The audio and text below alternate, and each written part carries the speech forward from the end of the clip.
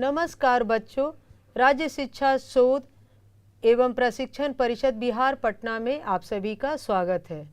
बच्चों, कक्षा 10वीं के अंतर्गत विज्ञान में हम लोग जैव प्रक्रम को पढ़ रहे हैं। जैव प्रक्रम के अंतर्गत हम लोगों ने पोषण को पढ़ा, श्वसन को पढ़ा, वहन या परिवहन को के बारे में भी थोड़ी जानकारी इकट्ठा की। चलते हैं इसी वहन और परिवहन में आगे बढ़ते हैं। बच्चों, हम लोग जानते हैं कि पौधों में भी परिवहन होता है और जंतुओं में भी परिवहन होता है। परिवहन क्यों आवश्यक है? तो परिवहन इसलिए आवश्यक है कि हम लोग शरीर के अंदर कुछ लेते भी हैं और शरीर की विभिन्न प्रक्रियाओं के अंदर ऐसे बहुत सारे अवशेष पदार्थ निकलते हैं और कुछ विषाक्त पदार्थ जिसका कि निकलना आवश्यक है। और इन्हीं दो कार्यों के लिए आवश्यक सामग्री को शरीर के विभिन्न भागों तक पहुंचाना और अनावश्यक सामग्री को शरीर से बाहर निकालना, इसे ही परिवहन या परिसंचरण कहते हैं। बच्चों, हायर ऑर्गेनिज्म में बहुकोषीय जीव जैसे कि मनुष्य हैं और बड़े जो जीव हैं, उनके लिए परिवहन करने के लिए पूरा कई अंग मिलकर के एक साथ कार्य करते हैं, जिसे कि जब कई अंग मिलकर के एक साथ कार्य करें तो तंत्र कहलाते हैं।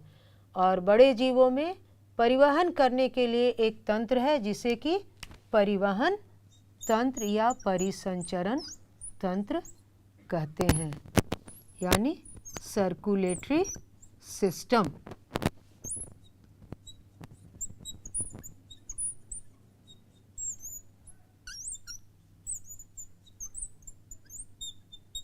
ठीक है बच्चों, पौधों में परिवहन को मैंने जैसा कि बताया था, थोड़ा सा जान लें आप। जाइलम और फ्लोएम संवहन के लिए दो मुख्य ऊतक आवश्यक हैं और जो कार्य करते हैं, रिस्पॉन्सिबल हैं। जाइलम के द्वारा जल का संवहन होता है, जबकि फ्लोएम के द्वारा किसका संवहन होता है? बच्चों, हाँ सही आप लोगों ने बोला, फ्लोएम के द्वारा भोज्य पदार्थों का। भोज्य पदार्थ कहाँ बनते हैं बच्चों? पत्तियों में बनते हैं। और जो तने हरे होते हैं, यानी पौधे के जो भाग हरे होते हैं, वहाँ भोज्य पदार्थों का निर्माण होता है और वहाँ से ये भोज्य पदार्थ पौधे के शरीर के विभिन्न भागों में जाते हैं। तो इस तरीके से पौधों में परिवहन होता है। बच्चों, अब बढ़ते हैं जंतुओं में परिवहन की ओर। तो जंतुओं में परिवहन करने के लिए कोई रोड तो बना हुआ है नहीं और कोई बस जैसी संरचना नहीं है हमारे शरीर के अंदर, तो फिर कैसे परिवहन होता है? तो हमारे शरीर में परिवहन करने के लिए एक तरल पदार्थ है। उस तरल पदार्थ को क्या कहते हैं? रक्त। रक्त किस ऊतक के अंतर्गत आता है बच्चों? आप लोग सभी जानते हैं कि संयोजी ऊतक है, और क्योंकि ये तरल है तो इसलिए क्या होगा? ये तरल संयोजी ऊतक है। ठीक है, 9वीं कक्षा में आप लोगों ने तरल संयोजी ऊतक के बारे में जानकारी जानी है आप लोगों ने। अब ये रक्त के भी क्या है बच्चों? दो भाग हैं। एक तरल भाग है, तरल भाग को क्या कहते हैं? प्लाज्मा। और ठोस भाग को क्या कहते हैं? रक्त कोशिका।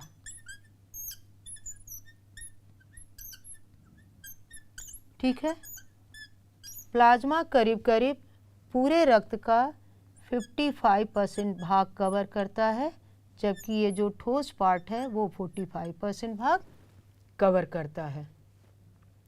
बच्चों, प्लाज्मा में मुख्यतः जो होते हैं, जल सबसे ज़्यादा होता है, करीब करीब 90%, और उस 10% में जो अन्य पदार्थ होते हैं वो होते हैं ग्लूकोज, और क्या होते हैं? वसा, और साथ ही साथ कार्बनिक और अकार्बनिक पदार्थ।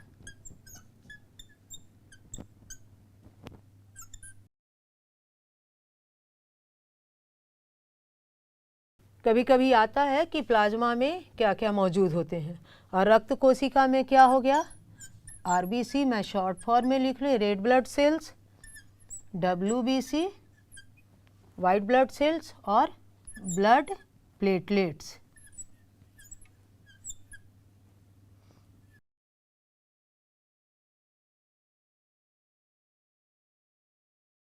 क्या होता है बच्चों? Blood platelets. तो ये 3 होते हैं, ठोस और द्रव्य प्लाज्मा हुआ, ठोस रक्त कोशिका हुआ, ये 3 में रहते हैं।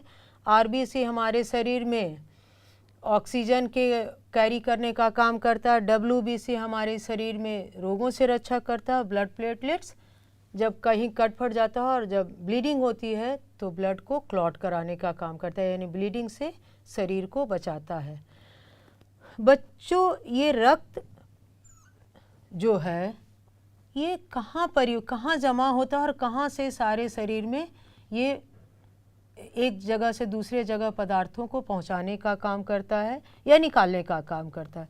तो इसका एक सेंट्रल पार्ट होता है हमारे शरीर में, जिसे किस नाम से जानते हैं? हृदय के नाम से जानते हैं। बच्चों ये हृदय भी अलग अलग बहुकोशीय जीवों में अलग अलग होते हैं। जैसे जो नीचे के जो बहुकोशीय जीव हैं, जैसे कि मछली, उसमें हार्ट कैसा होता है? उसमें हार्ट 2 चैम्बर्ड होता है, यानी 2 ही चैम्बर होते हैं, एक ऑरिकल और एक वेंट्रिकल। उसके बाद जैसे कि रेप्टाइल्स हैं, सांप हैं, ऐसे जीवों में हार्ट 3 चैम्बर्ड होते हैं। पर हमारे शरीर में कैसा है? ये आप लोग आगे की कक्षाओं में विस्तृत जानकारी इसकी लीजिएगा। ये 4 चैम्बर्ड होते हैं, 2 ऑरिकल, 2 वेंट्रिकल। बच्चों क्योंकि जितने ज़्यादा हायर ऑर्गेनिज्म हैं, आप लोगों ने पढ़ा भी था भी श्वसन में भी कि उन्हें ज़्यादा ऊर्जा की आवश्यकता होती है। ज़्यादा ऊर्जा की आवश्यकता मतलब ज़्यादा ऑक्सीजन की ज़रूरत, और ये ऑक्सीजन युक्त ब्लड हमारे हार्ट से ही होकर गुजरता है, यानी हार्ट को ज़्यादा बार पंप होना पड़ेगा। हार्ट में ज़्यादा बार आएगा ऑक्सीजन युक्त ब्लड, फिर शरीर से बाहर निकलेगा, तो ज़्यादा बार इसको जो पंप करना पड़ेगा, आना और जाना, यानी डीऑक्सीजनेटेड ब्लड भी आएंगे हार्ट में और सेम टाइम में ऑक्सीजनेटेड ब्लड निकलेंगे भी। तो क्योंकि दोनों शुद्ध और अशुद्ध रक्त शरीर हार्ट में आ रहे हैं, तो ये मिक्स ना हो, एक दूसरे से मिले नहीं, क्रिया तेज़ी से होती है, इसीलिए यहाँ डिवीज़न आवश्यक हो गया। ये मैंने सिंपल जानने के लिए आपको ये इस तरह इसके से ग्राफ के रूप में दिखाया। ऐसे हम लोगों के हार्ट का कैसा डायग्राम होता है? आप लोगों ने देखा है कि ट्रायंगुलर शेप का, ट्रायंगल के आकार का होता है। हम लोगों के हार्ट में नीचे में होता है क्या है? वेंट्रिकल। ये वेंट्रिकल में की दीवारें मोटी होती हैं ऑरिकल की दीवारों की तुलना में। इसे क्या कहते हैं बच्चों? ऑरिकल को हिंदी में क्या कहते हैं? अलिंद। और वेंट्रिकल को क्या कहते हैं? नीलय। तो हमारे बॉडी में 2 अलिंद और 2 नीलय होते हैं। लेफ्ट ऑरिकल और left ventricle pure blood carry करने के लिए रिस्पॉन्सिबल होते हैं, जबकि राइट ऑरिकल और राइट वेंट्रिकल क्या है?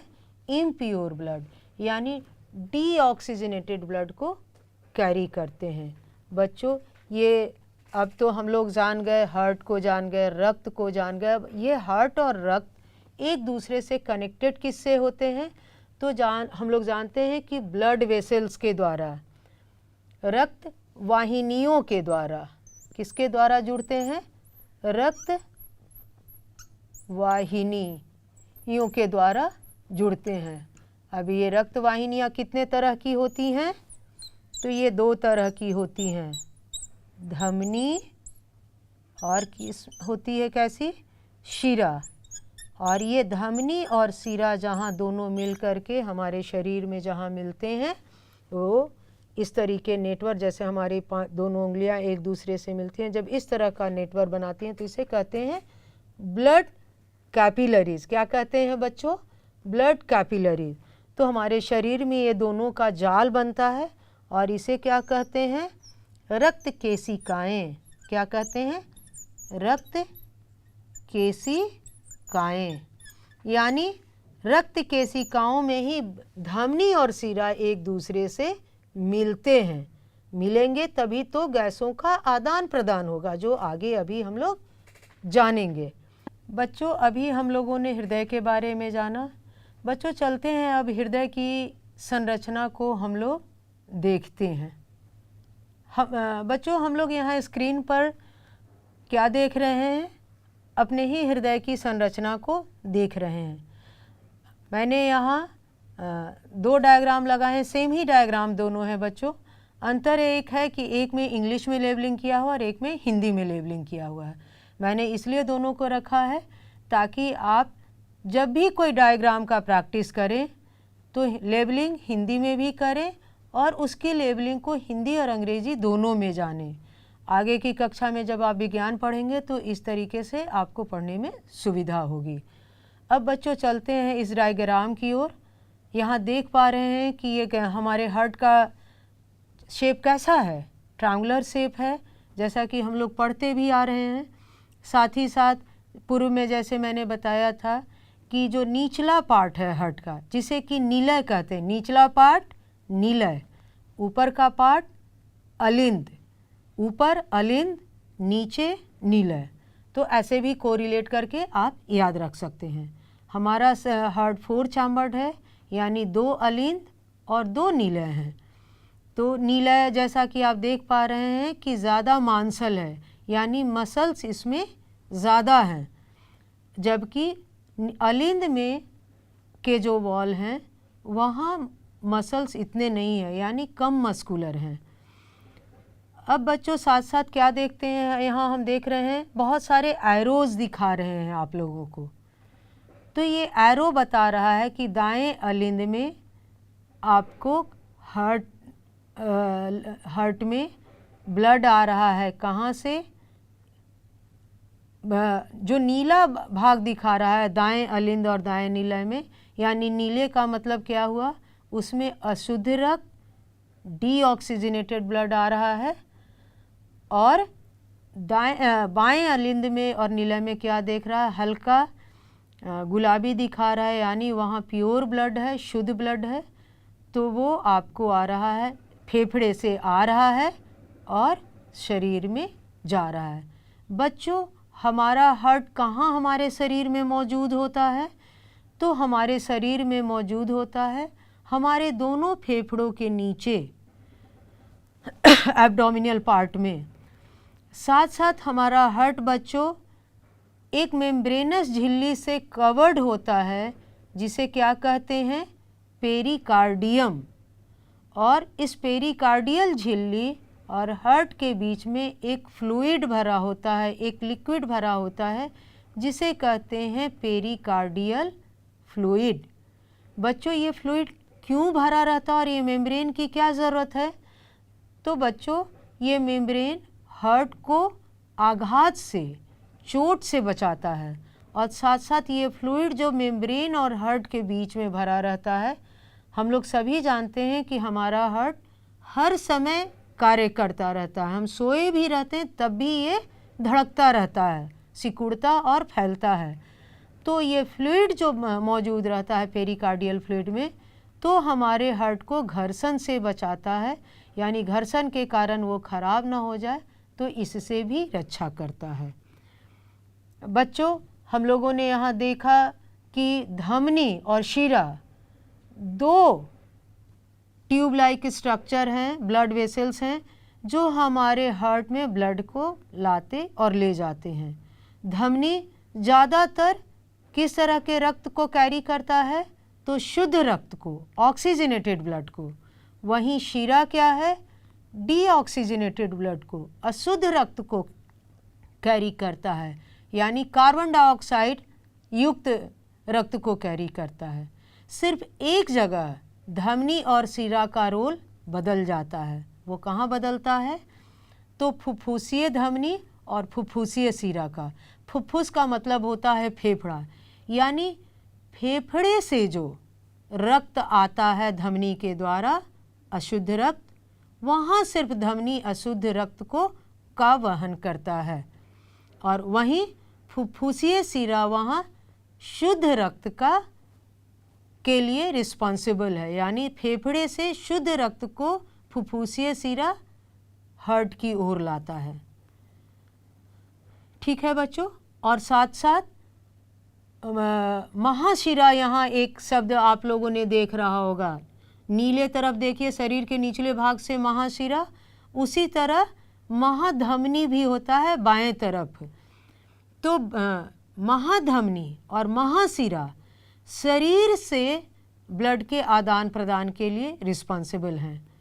जब वेंट्रिकल से ब्लड निकलता है बच्चों, नीले से जब ब्लड निकलता है तो महाधमनी के द्वारा यहाँ प्योर ब्लड रहता है, और महाधमनी के द्वारा पूरे शरीर में वो जाता है विभिन्न कोशिकाओं तक, और जब वहाँ से महाशिरा के द्वारा डीऑक्सीजनेटेड ब्लड यानी अशुद्ध रक्त कैरी करके आता है हार्ट तक, और फिर से ये प्यूरिफिकेशन के लिए जाता है बच्चों फेफड़े में।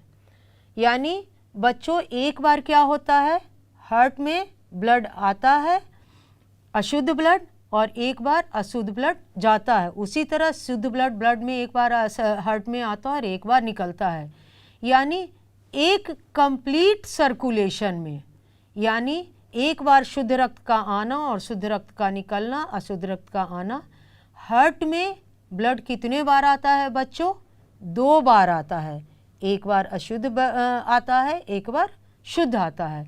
यानी हार्ट में एक कंप्लीट सर्कुलेशन करने के लिए ब्लड 2 बार आता है, और इस तरह के सर्कुलेशन को बच्चों कहते हैं डबल सर्कुलेशन। बच्चों इसी प्रक्रिया को समझने के लिए हम लोग अगले स्लाइड की ओर बढ़ते हैं।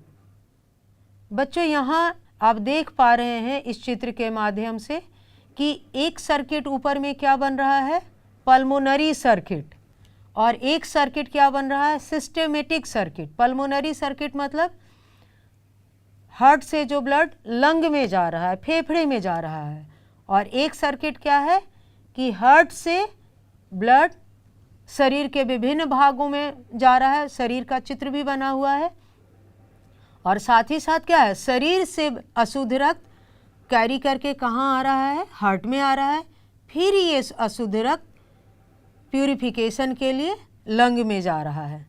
दिख रहा है ना, देख रहे हैं आप लोग कि पल्मोनरी आर्टरीज के द्वारा अशुद्ध रक्त जा रहा है लंग में हार्ट से, और फिर से पल्मोनरी वेन के द्वारा शुद्ध रक्त आ रहा है हार्ट में। हार्ट में कहाँ सबसे पहले आता है, अलिंद में आता है, ऑरिकल में आता है, और ऑरिकल से ब्लड की फिर किस में जाता है, वेंट्रिकल में। वेंट्रिकल से फिर ब्लड क्या है बच्चों, जैसा कि आप देख पा रहे हैं, अओर्टा, जिसको कि महाशिरा कहते हैं, और फिर महाशिरा नीचे में कई ब्रांचेस में बढ़ गया और शरीर के विभिन्न भागों में पहुंचाता है। तो ब्लड क्या देख रहे हैं कि हार्ट में एक बार शुद्ध रक्त आ रहा है और एक बार अशुद्ध रक्त आ रहा है, फिर ये अशुद्ध और शुद्ध रक्त, अशुद्ध रक्त जा रहे हैं शुद्धिकरण के लिए लंग में, और शुद्ध रक्त जा रहा है बॉडी के डिफरेंट पार्ट्स में। तो ये 2 सर्किट बन रहे हैं, दोनों सर्किट मिलके एक सर्कुलेशन पूरा करते हैं, और इस एक सर्कुलेशन के लिए बच्चों हार्ट से ब्लड कितनी बार गुजर रहा है, 2 बार गुजर रहा है। इसीलिए इसको क्या कहते हैं, इस तरह के सर्कुलेशन को डबल सर्कुलेशन, जो मनुष्य जैसे बड़े जीवों में होता है। और इसलिए यहाँ तेज़ी से, क्योंकि काम बटा हुआ है तो तेज़ी से कार्य होता है, और हमें ज़्यादा से ज़्यादा ऊर्जा इसी कारण से मिलती है। तो बच्चों हम समझते हैं कि आप यहाँ इस डायग्राम के द्वारा डबल सर्कुलेशन को समझ गए होंगे। अब इसी को हम चलते हैं, आसानी से मैं आपको सिंपल डायग्राम के द्वारा समझाती हूँ। ये ऑरिकल हो गया, ये वेंट्रिकल, जैसा कि left auricle, left ventricle, right auricle, right ventricle. अब राइट वेंट्रिकल से कहाँ गया ब्लड, बॉडी में। यही डायग्राम था ना आपका। और बॉडी से फिर कहाँ आया, एरो अगर बना देंगे तो राइट ऑरिकल में आया और राइट ऑरिकल से फिर राइट वेंट्रिकल में गया और राइट वेंट्रिकल से फिर कहाँ गया, लंग में। किसके द्वारा गया, धमनी के द्वारा, आर्टरी के द्वारा गया, पल्मोनरी आर्टरी, और इस धमनी से फिर आया पल्मोनरी सिरा के द्वारा ऑरिकल। तो ये जो डबल सर्कुलेशन है इसे ही कहते हैं कि 2 बार हार्ट से गुजरता है, तो ये आपका डबल सर्कुलेशन हो गया। अब बच्चों हमारा हार्ट एक रिदमिक वे में सिकुड़ता और फैलता है। तो बच्चों ये जो रिदमिक वे में हमारा हार्ट जो सिकुड़ रहा है ये कैसे कार्य करता है। एक स्पेशल तरह का मसल तो इसमें होता है ऑलरेडी, जिसे कि कार्डियक मसल्स वो सिर्फ हमारे हार्ट में ही मौजूद होता है। पर ये जो रिदमिक वे में, रिदम में जैसे हम लोग गाना गाते हैं ना तो एक अच्छा सुर निकलता है, तो उसी तरह ये रिदमिक वे में काम करता है, एक फिक्स वे में सिकुड़ता और फैलता है। तो ये कैसे रिदमिक वे में कार्य करता है।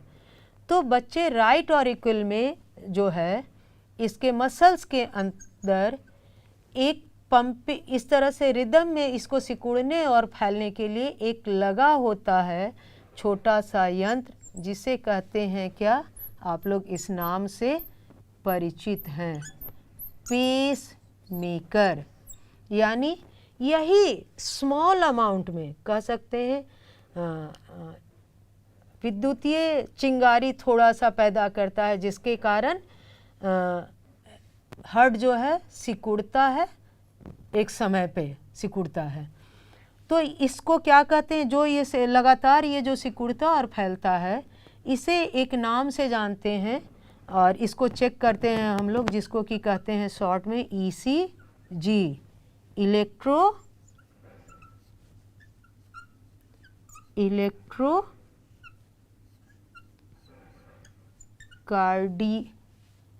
कार्डियोग्राम। आप लोगों ने बच्चों ECG का नाम सुना होगा। यानी हार्ट हमारा सही कार्य कर रहा है कि नहीं कर रहा है, तो उसका आप देखते होंगे कि इस तरह से हृदय की धड़कन को रिदमिक वे में वो दिखाता भी है। तो ये पेसमेकर के द्वारा होता है। इसको कहते हैं साइनो ऑरिकुलर नोड। क्या कहते हैं बच्चों, साइनो ऑरिकुलर नोड, इसे नोड से भी जानते हैं। यानी इसी के कारण ये पेसमेकर हमारे शरीर में अंदर होता है, और यही जब गड़बड़ हो जाता है तो आजकल आर्टिफिशियल पेसमेकर भी आते हैं जो हमारे शरीर में सर्जरी के द्वारा, जिनका ये पेसमेकर काम नहीं करता है तो लगाया भी जाता है।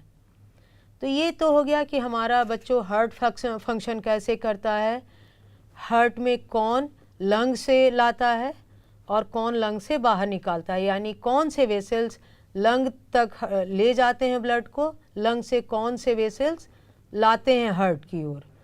और बच्चों यहाँ पे दोनों ऑरिकल और वेंट्रिकल के में बहुत सारे ये वाल्व लगे होते हैं, यानी वेंट्रिकल से जब ब्लड निकले तो ये वाल्व बंद रहता है ताकि ऑरिकल की ओर ना जा सके। और वेंट्रिकल में जो बहुत मसल्स ज़्यादा होते हैं उसका रीज़न क्या है कि इसे ऊपर की ओर पंप करके निकालना होता है, तो इसमें ये मदद करता है। बच्चों हम लोगों ने डबल सर्कुलेशन को यहाँ समझा, पेस मेकर को जाना। अब चलते हैं एक अलग टर्म की ओर जो अक्सर हम लोग सुनते हैं। आप लोग इस शब्द से बच्चों परिचित होंगे, क्या है, ब्लड प्रेशर। जानते हैं कि नहीं जानते हैं? नॉर्मल ब्लड प्रेशर कितना होता है? 80/120 ये ब्लड प्रेशर होता है।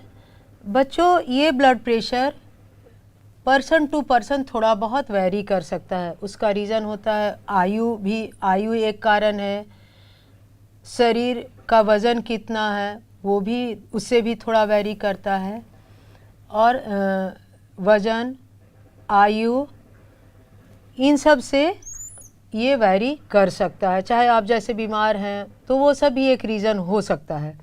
तो कुछ कारणों से ये थोड़ा बहुत ऊपर नीचे हो सकता है। बच्चों ये 80/120 हम लोगों ने जाना। अब ये 80/20 हमारा ब्लड प्रेशर ये होता क्या है? तो बच्चों हम लोगों ने पढ़ा अभी कि रिदमिक वे में हमारा जो हार्ट है वो सिकुड़ता और फैलता है।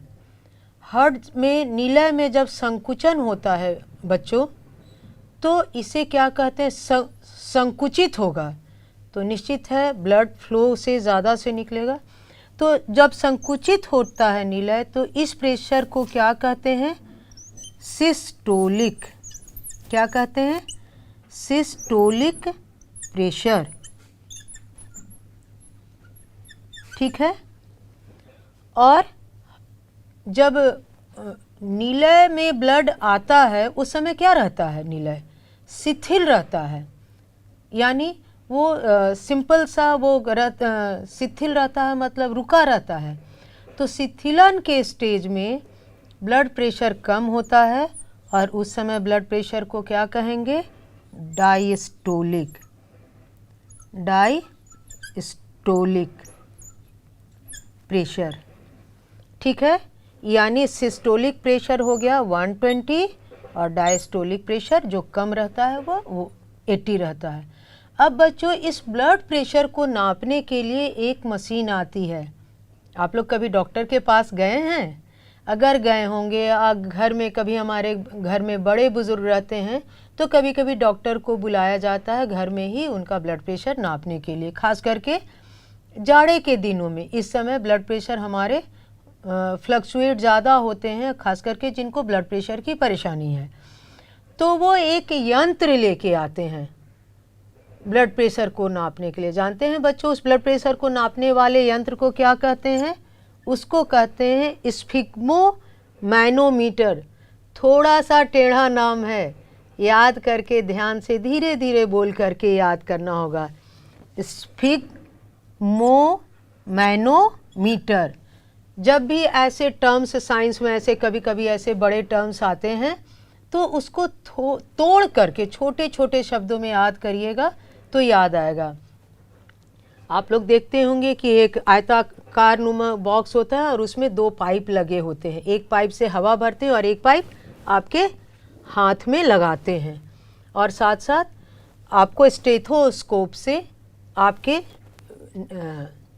वेन पे रख के वो मेज़र करते हैं। तो होता क्या है बच्चों कि उसमें अगर कभी आपके यहाँ डॉक्टर आए तो उनसे क्यूरियोसिटी बस कहिए कि मुझे भी सुनाइए कैसे आप मेज़र करते हैं और दिखाइए, ऑब्ज़र्व कीजिए खुद से भी। तो 2 बार बिप की आवाज़ आती है। मैंने भी क्यूरियोसिटी बस ऐसा किया, इसीलिए मैं बता पा रही हूँ। तो ये दोनों बार बिप की आवाज़ कहाँ कहाँ किस पे, वहाँ उसमें मेज़रमेंट लिखा होता है, उस मेज़रमेंट पर पारा उसी हिसाब से नीचे जब आता है तो जिस समय वो बिप की आवाज़ करता है डॉक्टर उसको ध्यान से ऑब्ज़र्व करते हैं और फिर बताते हैं कि आपका ब्लड प्रेशर इतना है। तो ब्लड प्रेशर बच्चों आप लोगों ने समझ लिया होगा कि रिदमिक वे में 2 बार, यानी जब नीलय यानी हार्ट, सिंपल सा आप समझ सकते हैं कि हार्ट जब सिकुड़ता है तो सिस्टोलिक, जब फैलता है तो स्थिर रहता है तो डायस्टोलिक, और दोनों मिलकर के एक रिदम पूरा करता है तो वो एक धड़कन कहलाता है। ठीक है, और इसको मेजर करने वाला एक यंत्र है जिसको स्फिग्मोमैनोमीटर कहते हैं। अब बच्चों आप लोग ऐसे छोटे छोटे बहुत सारे वर्ड आए हैं इसमें, इन सारे वर्ड्स को एक जगह अपनी अभ्यास पुस्तिका में आप लोगों से निवेदन है कि ज़रूर नोट करें, और अगर उसकी छोटी छोटी परिभाषा है तो उसे भी जाने। इसमें बहुत सारे 1 मार्क्स क्वेश्चन हैं, ऑब्जेक्टिव भी हैं, 1 मार्क्स 2 मार्क्स के लिखने वाले भी हैं। डायग्राम का प्रैक्टिस कीजिए, जैसे डायग्राम 5 मार्क्स में भी आते हैं, लॉन्ग क्वेश्चन में आते हैं। डबल ब्लड सर्कुलेशन भी एक्सप्लेन करने के लिए आते हैं विथ डायग्राम। बच्चों हमारा हृदय कैसे कार्य करता है अभी तो हम लोगों ने बेहतर तरीके से समझा, डायग्राम से जाना। एक वीडियो के माध्यम से हम लोग इसे और कुछ अच्छी तरीके से समझते हैं।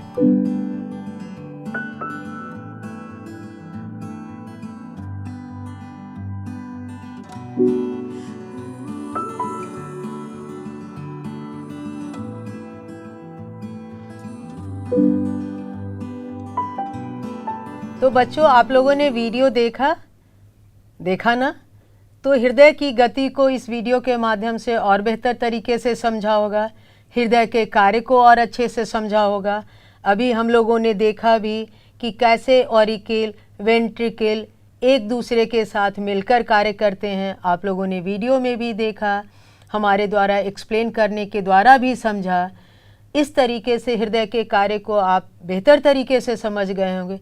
मैंने तो बच्चों एक छोटा सा वीडियो दिखाया है, ऐसे कई वीडियो, छोटे छोटे वीडियो आप हृदय की गति और हृदय के कार्यों को समझने के लिए और भी देख सकते हैं।